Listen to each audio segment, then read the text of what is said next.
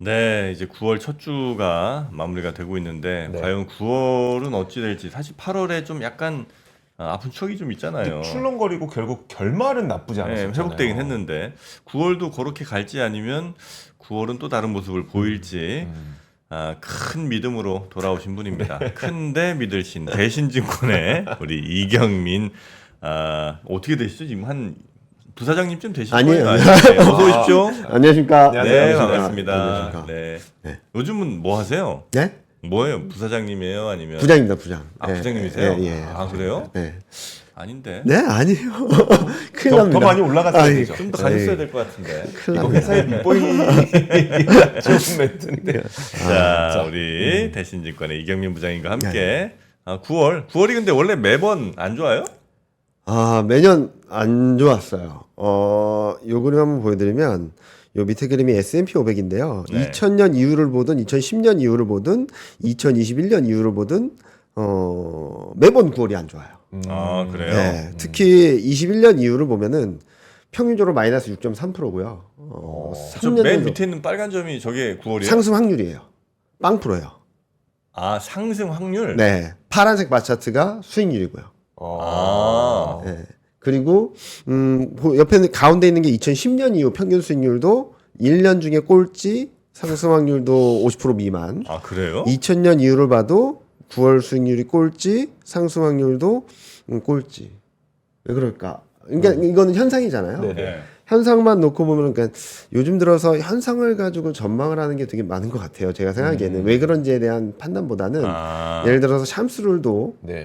현상인데 그렇죠. 그렇게 되면 침체율이 몇 프로다 몇 프로다. 그러니까 이거는 현상이거든요. 네. 근데 현상의 이유가 없으면 그냥 그런가 보다 하고 넘어가야 되는데 제가 몇 가지를 찾아보니까 특히 21년 이후는 미국, 신흥국, 뭐 중국, 한국 할 것 없이 다 꼴찌예요.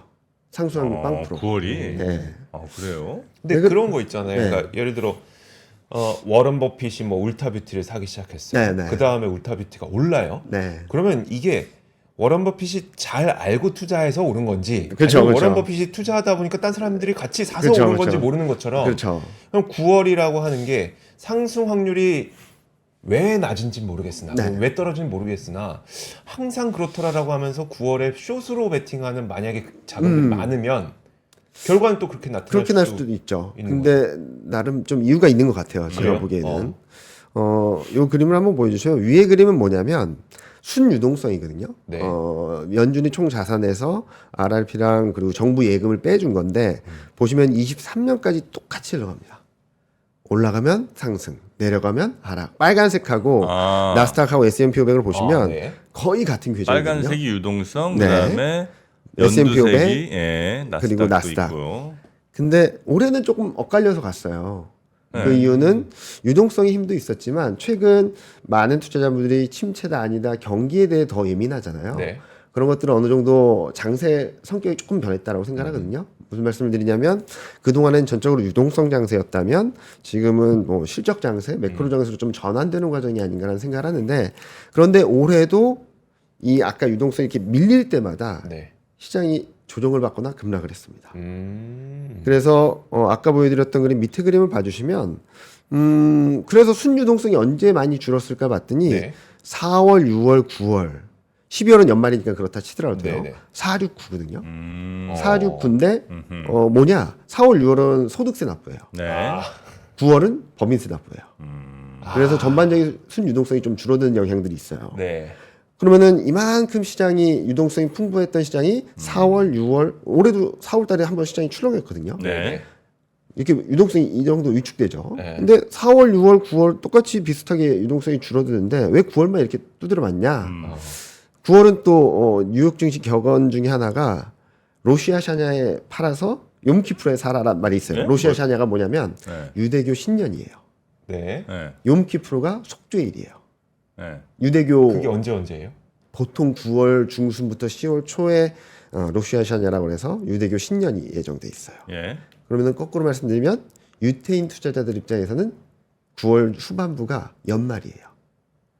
로스차일드가 판 겁니까? 거긴 몰라요. 그러니까 유태인 투자자들 입장에서는 9월 후반부가 한 해를 마무리하는 듯한 분위기인 거예요. 그래서 9월, 10월 달에 북클로징이 많다라는 추정을 하는 이유도 네. 여기에 좀 연관되지 않았나? 라는 생각을 해서 올해는 10월 2일에서 10월 4일이 유대교 신년입니다. 그러니까 이게 매년 반복되는 패턴이 딱 두 개가 법인세 납부 그리고 유대교 신년 요 두 개가 있고 그래서 9월 달마다 전반적인 유동성이 좀 위축된 상황이다 보니까 네. 시장에서는 악재에 좀 예민하고 호재에 좀 둔감한 흐름들이 나타나지 않았나라는 생각을 하거든요. 무슨 말씀을 드리냐면 연말이니까 그동안 수익이 났으면 확정 짓고 싶어하고 네. 손실이 난 거는 빨리 처분하고 싶어하고 이런 와중에 시장이 밀린다? 그러면은 빨리 팔고 싶어하는 성격들이 강해서 반등을 해도 팔고 조정받으면 악재가 나오면 더 많이 팔고 네. 하는 흐름들이 나와서 2000년 이후부터 미국 증시는 확연하게 9월달이 가장 부진했던 흐름이 나온 것이 아닌가라는 추정을 하죠. 네. 아 그래요. 네. 그러면 만약에 다른 이유 없이 그런 이유들로 만약에 파는 네. 게 9월이라면 네. 저는 9월에 대규모 투자 집행하겠습니다.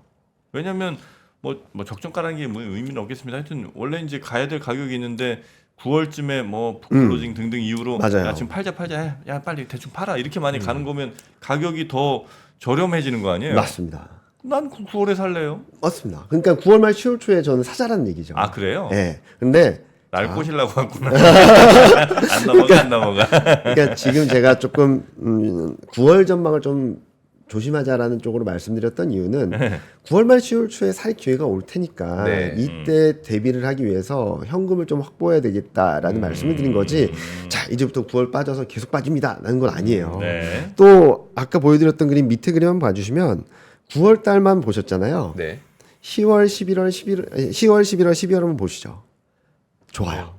연중에 가장 좋을 때가 10월, 11월이에요. 네. 네. 그러면은 9월 말 10월 초에 좀 조정이 있어서 시장 레벨이 좀 다운된다? 그럼 살 기회다.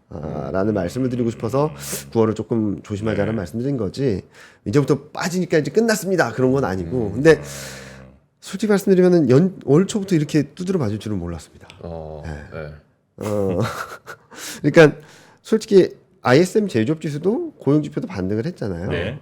근데 신규 주문 지수가 빠졌다고 해서 와장창 한번 깨진 거죠. 네. 좀 저는 요즘 그냥 비유하는 거로는 자꾸 골대로 옮기면서 축구하는 기분이 들어요. 야, 고용이 나빠서 경기 침체야. 그래서 고용 괜찮네. 아니야. 신규 주문이 나빠서 경기 침체야. 네. 또 이거 보고 있으면 다른 거 가지고 아니야. 경기 침체야. 계속 이런 느낌이 많이 들거든요. 네. 그래서 지금 현재 시점에서는 시장이 9월 FOMC를 앞두고 어느 정도 연준에 대한 빅컷에 대한 부분들을 좀 여론으로 좀 몰고 가려는 듯한 포지션들이 나오지 않나라는 생각을 하고 있어서 좀 과하지 않나라는 생각을 하고 있습니다. 좀 시장 반응이. 네. 그럼 그건 어때요? 그러니까 우리가 8월 초에 급락했던 이유 가운데 하나가 뭐 아까 말씀하셨던 제조업 그것도 있었지만 일본 금리 맞습니다. 인상도 있었잖아요. 근데 일본은 앞으로 이제 금리를 계속 올려갈 계획인 거잖아요. 방향은 올리는 거잖아요. 네, 맞습니다. 그것이 좀 다시 한번 악재로 작용할 가능성에 대해서는 어떠세요? 그것까지 고려해서 저는 9월 후반부에까지 좀 조심하자는 말씀드린 거고 네. 추석 전에 좀 비중을 좀 줄이자는 말씀드린 건데 왜냐면 추석 끝나자마자 새벽 3시에 FOMC가 있습니다. 그리고 그 다음 날 그러니까 19일 새벽 3시에 FOMC가 있고 네. 20일 날 BOJ가 있어요. 그리고 27일 날 일본 자민당 총재 선거가 있어요. 네, 맞아요. 네. 네. 이 세 가지 이벤트가 시장에 어떤 작용을 할지 좀 봐야 될 것 같아요. 왜냐면은 요 그림 한번 보여주시면 될 것 같은데 위에 그림이 지금 자민당 총재 선거 후보로 나온 분들인데 지금 1위를 하는 분이 금리 인상 지지 발언 계속적으로 하고 있고요. 네. 근데 제가 그동안 말씀드렸던 거는 정치적 이벤트나 이슈가 시장의 추세를 결정짓지는 않는다거나 그러는데 제가 이번에 깜짝 놀란 것도 7월 BOJ 때 왜 금리 인상을 했을까 저는 이해를 못했었거든요. 네. 근데 그 밑에 글을 한번 봐주시면요. 우에다 BOJ 총재가 청문회에서 발언을 한 내용인데 제가 빨간색으로 표시했거든요. 정부와 긴밀한 소통을 유지하겠다라는 걸 말했어요. 무슨 말이냐면 파월 연준의장이 나와서 바이든과 긴밀한 소통을 유지하겠다라고 말한 거랑 비슷한 맥락이거든요. 근데 이거는 문제가 없나 봐요, BOJ에서는. 그래서 7월 FOMC 때도 모든 정치인들이 나와서 금리 인상해야 된다, 통화정책 정상화해야 된다라는 게 좀 먹혔던 것 같고, 네. 그래서 이번에도 자민당 총재 선거가 좀 일정 부분 엔화에 영향을 주지 않을까라는 생각을 해서 제가 보기에는 엔달러율은 이번에 한번 밀리면은 140엔을 깰 가능성이 네. 있다라고 생각을 하고 있습니다. 자, 그러면은 8월 초 같은 충격이 올 거냐? 그건 아닐 것 같아요. 무슨 말씀을 드리냐면 요 위에 그림 한번 말씀하시는 깬다는 게 엔화 강세 말씀하시는 엔화 강세가 나올 엔화 수 강세 있다는 말씀하시는 거죠. 네네. 135, 6 정도까지도 열려 있는데 네네. 그렇다고 해서 8월 초 같은 충격은 아닐 거다라고 말씀드린 이유는 요 그림 위에 그림 봐주시면 지금 외국 비상업용 포지션이 순매수 전환을 했거든요. 네. 이걸 보면은 뭐 엔캐리가 얼만큼 청산됐다라는 걸 정확히 알 수는 없어도 네. 8월 초, 그러니까 7월 중순 이후부터 8월 초까지 얼마나 강한 엔화 강세 압력이 들었는지를 알 수 있을 것 같아요. 자, 보시면은 21년 100엔 근처일 때 순매수가 5만 5천 계약이었어요. 네.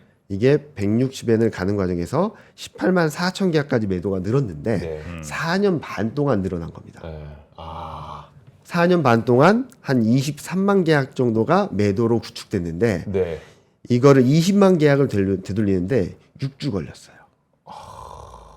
그러니까 8월 초, 그러니까 7월 후반부부터 8월 초까지 엔화 약세 베팅했던 게 되돌려지는데 굉장히 센 속도, 강도, 압박 강도가 굉장히 셌다라는 거죠. 그 팬데믹 4년 동안 사실 달러 강세가 굉장히 셌는데 네. 그냥 쉽게 생각해서 네. 물론 이렇지 않겠지만 네. 일본 분들이 일본에 정말 돈 많은 그 자산가들이 다 달러를 사갖고 4년 동안 사모한 걸 6주 만에 다 털었다. 네. 그러니까 난리가 난 거죠. 증시가. 자, 그러면 여기서 엔화 강세가 더 간다고 하더라도 네네. 워낙 가격이 약하기 때문에 움직임은 클 수 있겠지만 네. 포지션 변화는 그렇게 크지 않을 거란 거죠. 20만 계약이 되돌려졌는데 과거 역사적으로 보면 맥스가 9만 계약이거든요. 네. 그럼 여기서 7, 8만 계약 더 올라간다고 하더라도 지금까지 올라왔던 거에 한 절반 이하가 되니까 네. 충격 강도는 제한적일 거라고 말씀드리는 거고, 또 하나는 98년에도 좀 비슷한 현상이 있었거든요. 네네. 여기 보시면은 밑에 그림인데요. 파란색이 엔달러 환율이에요. 한번 봐주시면 엔달러 환율 두 번의 충격이 있었고 나스닥도 두 번의 충격이 있었는데 네. 엔화는 두 번째 급락 하락폭이 더 컸어요. 네. 근데 증시 저점은 큰 차이가 없었습니다. 그리고 더 중요한 거는 이런 매물 소화 과정, 그러니까 유동성 이슈고 수급 이슈잖아요. 네. 시간이 지나면 소화가 된다라는 거죠. 그래서 이 두 번의 충격 이후 그 다음에 엔화 강세가 전개됐을 땐 네. 증시는 신경을 안 썼습니다. 수급적으로 영향을 주지 못했어요. 그래서 저는 아까 말씀드렸듯이 9월을 말 지나면서 네. 시장은 여러 악재들도 좀 반영을 하고 그리고 엔캐리 청산에 대한 매물 소화도 어느 정도 마무리되면서 10월, 11월 연말까지는 조금 편한 장세가 나오지 않을까라는 생각을 하고 있어서 일단은 좀 아쉽더라도 추석 연휴 전에는 조금은 주식 비중 좀 줄이는 게 맞지 않을까 생각을 하고 9월 말 10월 초쯤 좀 빠르면은 뭐 FMC 지나고 BOJ 지나고 올 수도 있겠지만 네. 추석 연휴 이후에 시장 흐름을 보고 매수 타이밍을 잡아가자라는 말씀을 많이 드리고 있습니다. 근데 요즘에 국내 시장을 보다 보면은 네. 이미 기관 투자가들은 다 정리한 거 아닌가라는 생각이 드는데 네. 나는 이제 와서, 그러니까 저희와 같은 개인 투자자들이 나는 이제 와서 정리하는 게 추석 전에 하는 게 맞나? 그럼 부분은 어때요? 뭐 지금이라도 해야 되는 게 맞지 않을까 생각하는 거죠. 안 하면 어떡할 거야. 그러니까 그거는 선택이겠죠. 네네. 투자자분들의 선택일 수 있는데 저 입장에서는 코스피가 좀 반등을 해서 2650이든 2700 근처 가면 거기서 다시 한번 150에서 200포인트 정도의 하락룸 네. 더 빠질 수 있는 룸이 생기니까 네. 그거를 좀 대비하자는 거고 난 모르겠고 어찌됐든 간에 난 2500이든 2400이든 그냥 버티고 내년을 바라볼 거야 라고 하시는 분들은 그것도 선택이겠죠. 근데 저 같은 입장에서는 매니저분들이나 이런 분들 특히 헤지펀드 하시는 분들은 샀다 팔았다 좀 하셔야 네, 되거든요. 그런 분들에게는 단기적으로 다음 주 중에는 좀 반등이 있겠지만 그거는 조금은 차익 실현하는 이익을 현금을 좀 확보하는 기회고 추석 연휴 이후에 분명히 기회가 올 테니까 네. 그때 타이밍을 잡아보자라는 말씀을 드리고 싶은 거죠. 요 이제 30% 마이너스였다가 한 20% 마이너스까지 쭉 올라오면 네. 마음이 이제 약간 기쁘잖아요. 예, 약간 다행이다 하는 그렇죠. 거죠. 다행이다 하면서 이 본전까지만 가만 팔아볼까? 네. 이렇게 이제 생각들을 네. 하거든요. 네. 그때 이제 이쯤이 걸리면 그때 우리 이경민 부장님의 말씀을 잘 한번 새겨 보라는 거예요. 지금 버틸 수도 있어. 네. 근데 이제 나중에 또 마이너스 50까지 한번 가겠지. 그것도 버텨도 이제 나중에 또 올라갈 수 있으니까 뭐 그렇게 가도 괜찮아요. 신경 안 쓰고. 그러나 만약에 마이너스 30에서 지금 한 20, 마이너스 20 혹은 뭐 15까지 올라왔을 때 한번 좀 비중 줄이거나 뭐 정리를 좀 하고 나중에 충분히 더 괜찮은 가격에 살 수 있을 때가 올 텐데 네.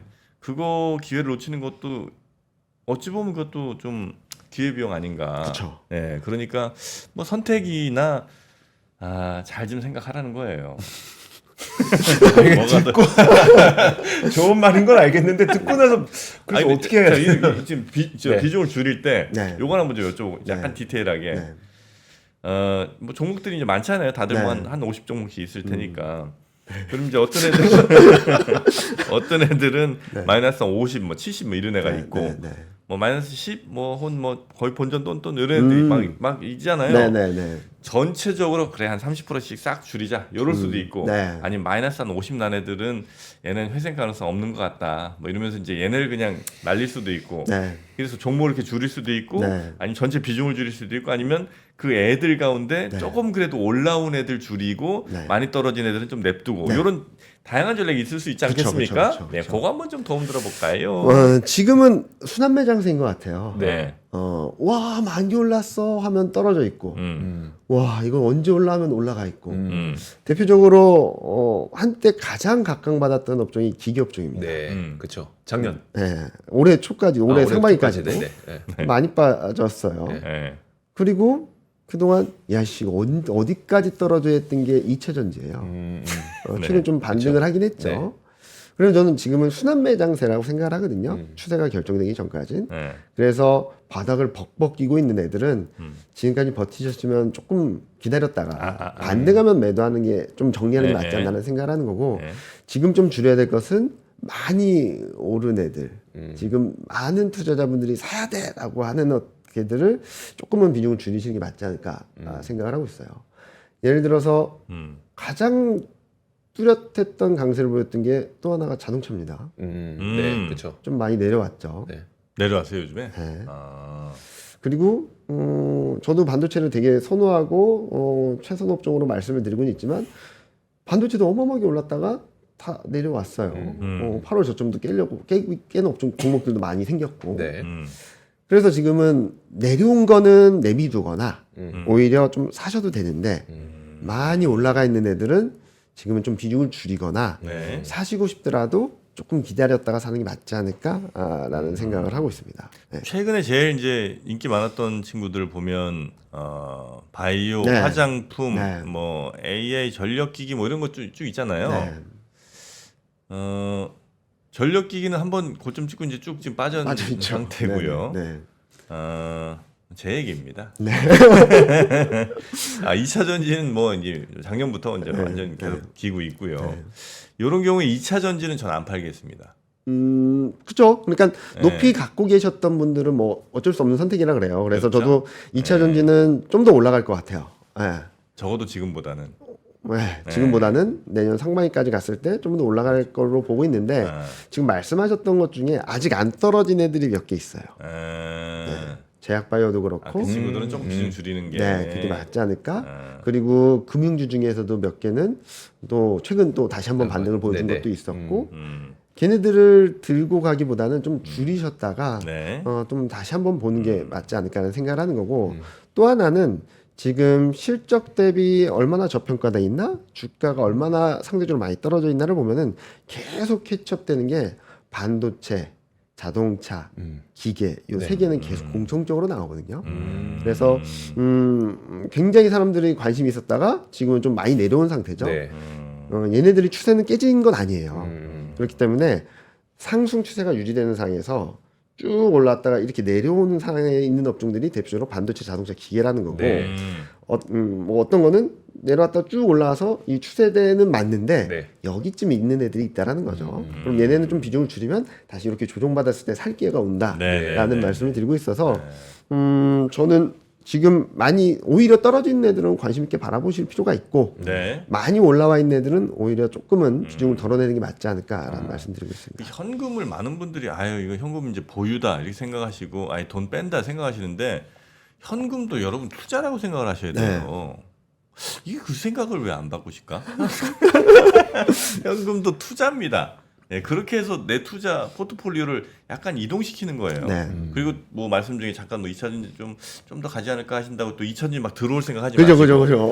그건 아니에요. 그건 아니에요. 지금 2차전지는 더 갈 거라는 얘기는 갖고 있는 사람들의 네, 네, 네, 경우에 너무 그렇게 흔들리지 마시라는 네, 네, 네, 의미의 네. 정확한 얘기고 표현이십니다. 아 없는데 갑자기 2차전지 간다고? 나도 이거 안 된다는 겁니다. 네, 네. 예, 지금은 보유자들의 네. 이제 시간인 거고 네. 예. 그래서- 아, 이 정프로가 거의 뭐 이제 이제 구루의 단계 네. 제가 따로 말씀 안 드려도 될 것 같아요. 영입하시겠습니까? 그렇게는 안 오시지 않을 것 같은데요. 그렇게는 안 하실 것 같은데 네. 이런 부하 직원 하나 있으면 아마 굉장히 일하기 쉽지 않으실 거예요. 네. 이런 부하지. 자 그렇게 이제 몇몇 섹터별로 살펴보면 그렇다. 네, 네. 네. 그렇게 보고 있습니다. 지금 앞으로 우리가 9월 남은 장 혹은 뭐 10월 이렇게 연말까지 보면서 뭘 제일 중요하게 좀 촉각을 좀 세우고 뭐 여러 분야로 세워야 되겠습니다만 네. 그래도 가장 좀 우선적으로 우리 파악해야 될 건 좀 뭐라고 보십니까? 첫 번째로는 저는 경기에 대한 중심을 좀 잡는 게 필요하다고 생각하는데요. 경제 지표 결과에 따라서 일일비하고 있는데 뭐 누가 몇 분기에 침체 네. 이렇게 알 수는 없는 거예요. 네. 저도 아직까지는 침체 가능성 굉장히 낮고 네. 연착륙 가능성이 높다라고 보고 있지만 제가 틀릴 수도 있고 네. 그럴 때 좀 중심을 잡아줄 수 있는 거는 애틀랜타 연은에서 나오는 GDP 나우라고 있습니다. 네. 네. 그거를 좀 계속적으로 팔로우 해보자. 지금 3분기 GDP 성장률 전망이 여전히 2.1%거든요. 근데 3%에서 둔화된 건 맞지만 네. 네. 그렇다고 해서 경기 침체라는 건 아니에요. 네. 네, 그래서 많은 분들이 뭐 블룸버그나 이런 데서 컨센서스 변화를 보거나 그러시면 좋겠지만 그런 게 어려운 분들이 많으니까 네. GDP 나우 계속적으로 업데이트되는 내용들을 보자. 왜냐하면 경제지표 발표되는 대로 계속 업데이트 해주거든요. 아. 그거를 보면은 사람들이 말하는 그리고 시장에서 반영하는 경기 침체가 가능성이 있는가, 얼마나 확률이 높은가를 좀 가늠하실 수 있을 것 같고. GDP 나우. 네, GDP 네. 나우. 그리고 두 번째로는 네. 이건 또 여러분들이 좀 확인하기 어려운데 아마 자료 같은 것들을 보시면 아실 수 있을 것 같아요. 네, 네. 12개월 선행 EPS가 꺾이냐 안 꺾이냐의 문제인 것 같아요. 과거 흐름들을 보면은 특히 코스피 같은 경우는 12개월 선행 EPS가 올라가는 동안에는 네. 시장은 추세 하락한 적은 없습니다. 네. 근데 아직은 그런 경향이 없거든요. 왜냐면은 2024년 순이익 증가율이 90%고요. 네. 25년은 25%, 네. 26년까지도 10%예요. 어. 그러면 선행 EPS 기준으로 본다면 지금 컨센대로 나오면 뭐 25년 말까지 올라갈 네. 수 있다라는 거죠. 어. 물론 변화는 있겠죠. 네. 근데 이미 자 증시가 빠졌으니까 네. 선행 EPS 꺾일 거야라고 말하기에는 아직까지 근거가 부족한 거고 만약에 걱정을 하려면 26년 이익 증가율이 마이너스로 가면 네. 25년 중 어딘가엔 꺾이겠죠. 아. 네. 그래서 저는 자료들을 보시면서 24년, 25년 이익 증가율 그리고 선행 EPS가 어떤 경로를 보여주는지 그거를 보시면 지금은 추세가 하락인지 아니면은 아직까지는 상승 추세가 유효한데 시장이 좀 많이 내려왔는지 밸류에이션이 싼지 이런 것들을 확인하실 수 있지 않을까 생각합니다. 아, 선행 EPS 볼 수 있는 데가 어딘지 알면 실질적으로 볼 수 있는 데는 없고요. 여러분들 뭐 뭐요? 예. 볼 수 있는 데가 없어요? 있는데 유료 데이터죠. 아. 그래서 네. 여러분들 뭐 한번 각 증권사마다 네. 퀀트 리포트들이 나오는 게 있을 네. 거예요. 아, 네. 거기 보면은 웬만한 증권사들은 주간 단위로 업데이트해서 보여드려요. 예, 네. 예. 그거를 꼭꼭 챙겨 보시면 네. 실적이 올라가네, 실적이 내려가네, 그리고 실적 시즌마다 이번 실적은 괜찮네, 나쁘네 이런 것들을 계속적으로 업데이트해서 보시면 될 것 같아요. 네. 그러니까 제가 GDP랑 실적을 말씀드린 이유도 아까 보셨듯이 유동성하고 증시 흐름이 좀 달리 갔잖아요. 네. 지금은 매크로 장세인 것 같아요. 실적 네, 장세. 네, 네, 네. 그런 장세 흐름들의 방향성 자체가 꺾인 게 아니라면 저는 언제든지 시장은 회복될 수 있다고 생각하고 있습니다. 가장 중요하게 보시는 게 GDP, 네. GDP 나오고 거기서 보시면 되고 네. 그 다음에 선행 EPS. 네. 글로벌 머니톡도 한번 보세요. 네, 알겠습니다. 네, 알겠습니다. 그게 이제 지금 미국에서 네. 실시간으로 가장 정확한 이런 시장 상황들, 시장 네. 정보들 이제 알려주는 채널 하나 생겼거든요. 네네네. 네, 글로벌 머니톡 네, 꼭 한번 보겠습니다. 구독하시고. 네, 구독하겠습니다. 네, 어떻게 요즘 좀 이렇게 건강하시죠? 뭐 저는 괜찮으시죠? 괜찮습니다. 예, 네, 뭐 감기 많이 안 걸리시고 감기 뭐 그런 건 잘 안 걸리는데. 안 걸리고. 네, 예. 건강은 건강할 때 지켜야 됩니다. 맞습니다. 지금 건강 자신할 때가 아니에요. 알겠습니다. 네, 우리 삼진제약 이뮨 부스터샷. 아, 네, 요거 좀 하루 엔진. 네. 요거 좀 박스는 못 드리고요. 알겠습니다. 하나씩 나눠 먹으면 될 것 같아요. 딱 알겠습니다. 3개 남았어. 네네. 아, 딱 3개 남았어요? 딱 3개 남았어 진짜로. 감사합니다. 네. 자, 이뮨 부스터샷 드시고 아이고. 오늘 하루 힘내시기 바라겠습니다. 감사합니다. 감사합니다. 와. 자, 그러면 우리 이경민 부장님은 여기서 보내드리고요. 네, 우리는 또 오프닝 벨 라이브에 넘겨야죠. 네, 넘겨야죠. 네, 네. 이거 먹고 넘기고 먹죠. 네, 네. 넘기고 먹도록 하겠습니다. 벌써 자. 드실라 그래요. 네, 저희는 자. 월요일 아침에 네, 다시 뵙도록 하겠습니다. 글로벌 모니터 여러분도 꼭 구독하시고요. 저희는 월요일에 뵙겠습니다. 네, 고맙습니다. 고맙습니다. 박근영, 이선영, 사경인, 염승환 투자 마스터들의 세심한 케어로 건강한 투자 습관을 만드세요. 3프로 멤버십 3프로 앱에서 확인하세요.